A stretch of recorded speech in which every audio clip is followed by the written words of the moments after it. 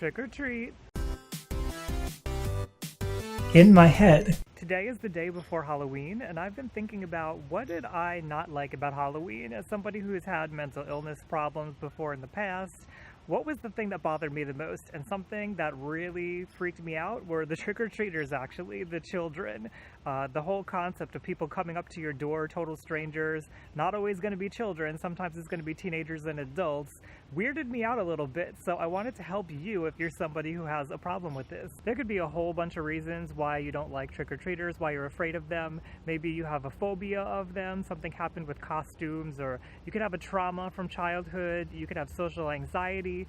None of that really matters when it comes to the day of Halloween, because it's one day that you just got to get through, and all those other things that might be going on, you can deal with those with a therapist later on. So with that in mind, one thing that you could do, and this is an avoidance strategy, so I wouldn't normally recommend this, but because you're just doing it for this one day, it's okay. You can just not participate. You can choose not to deal with any of the Halloween festivities. You don't have to answer the door when trick-or-treaters come, and that's okay because it's one day out of the year and you get to choose how you live your life. Depending on how you feel, what your comfort level is, you can just choose to opt out. But if you don't want to opt out, if you do want to try to challenge yourself, and Halloween is a great time to expose yourself to some things that you're a little bit afraid of, because it is a time of fear, but it's also a time of safely experiencing fear, you may want to challenge yourself. So one of the things you can think about, or what are the thoughts that are going through your head when you think about trick-or-treaters and you think about Halloween? Are they negative judgments of yourself? Is this some kind of social anxiety that's going on, basically? Are you worrying about what they're going to think about you, what your neighbors are going to think, how you're going to react, what you're going to say? If that's something that's constantly repeating negatively in your head, you may want to try to challenge those thoughts and start to think positive things. Give yourself boosts of confidence. I do know what to say. Nobody's really going to care what I look like. Nobody's going to care about how I answer the door, what kind of candy I have. People are going to be happy to see me. People are going to love that I'm there and my presence brings them joy. And with that in mind, try to take your thoughts off of yourself completely and put them on the people that you'll be greeting. So put them on your friends, put them on the neighbors that are coming, and instead of thinking negative, judging thoughts against them, because that will also encourage you to think negative thoughts about yourself, try to get excited to see the neighbors, try to get excited to see their kids.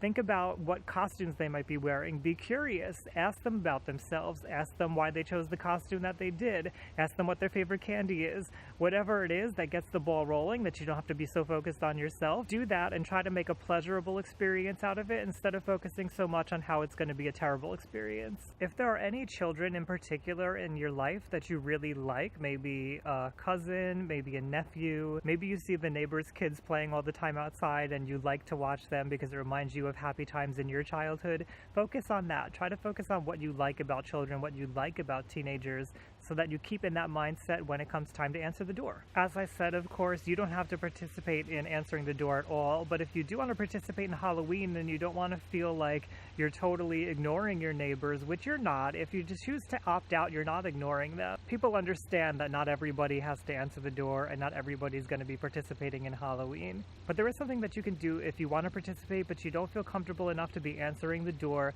talking to your neighbors, or talking to strangers. You probably already know that you can do this, but you can put out a bowl, some kind of cheap plastic bowl, put candy in that, put a little sign out there. Even if you don't have a sign, people will know what it's for, and people will come to the door and they'll take the candy out of the bowl. Now, of course, some people are going to try to take all the candy out of the bowl, so you may want to limit how much you put out and then kind of sneak out when nobody's around and add a little bit more.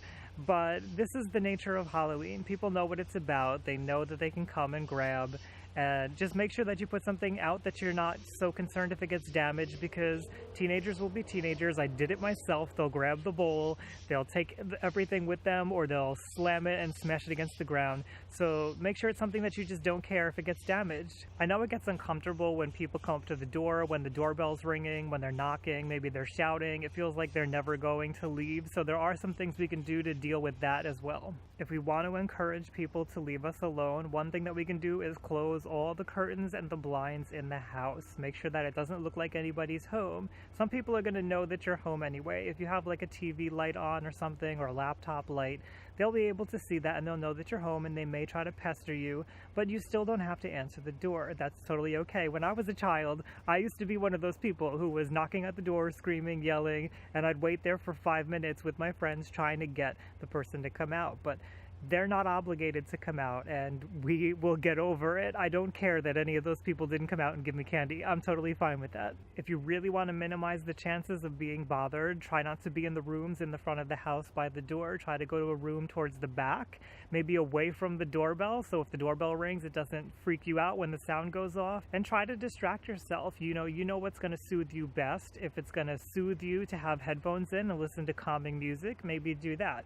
Maybe that's going to freak you out because you can't hear your environment, then leave the headphones off, but still do something that soothes you. Find something that helps you to relax. I know a lot of people feel good when they're under a heavy blanket. Maybe spend the night in bed, or pull a pet in the room with you so that you can have a companion. Of course, we don't just have to spend the night with pets. We could also invite a friend to come over, let them know that we're not feeling so good, that maybe we could use their support, and maybe they can come over. Maybe they'll be the person who wants to answer the door and give the candy out, and they can be the entertainment, and you can just sit back and relax, maybe offer them some food and have a good night in. And if even that makes you uncomfortable, see if you can go over to a friend's house. See if you let them know, like, I'm having a hard time with this, would you mind if I spend the night with you? Maybe they'll let you. A supportive friend is going to understand, and they'll be okay with you coming over and crashing, as long as you don't bother them, don't get in the way.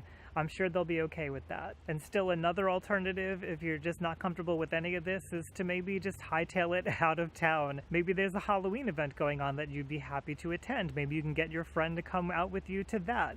Maybe go sit at a restaurant and try to wait out a good portion of the night. Whatever it is, you might be able to escape the situation altogether by leaving your home and being among people who make you feel safe. Whatever you decide to do, I want you to have a happy Halloween. I don't want you to be in fear the whole night, so do what feels appropriate for you. Remember, you can opt out. It's okay. Your neighbors will forget. Sometimes we think like this one day in time is so important, but trust me, the next day, nobody's going to really care that much, and especially a week from today, Halloween's over. We're already thinking about Thanksgiving, Christmas, or whatever other holiday is around the corner where you are. If you'd like to learn more about taking care of your mental health, head on over to youtube.com/RyanLiberty, hit subscribe, and if you'd like to support me on my mission of humanizing mental health, you can join my other patrons over on Patreon. I'll put the link below. These are only the tips that I could come up with, so leave your tips down below for the rest of the community. We can learn from each other and hopefully help each other to have a happy and healthy Halloween. Thanks for joining me out here. I'll see you around, everyone. Take care.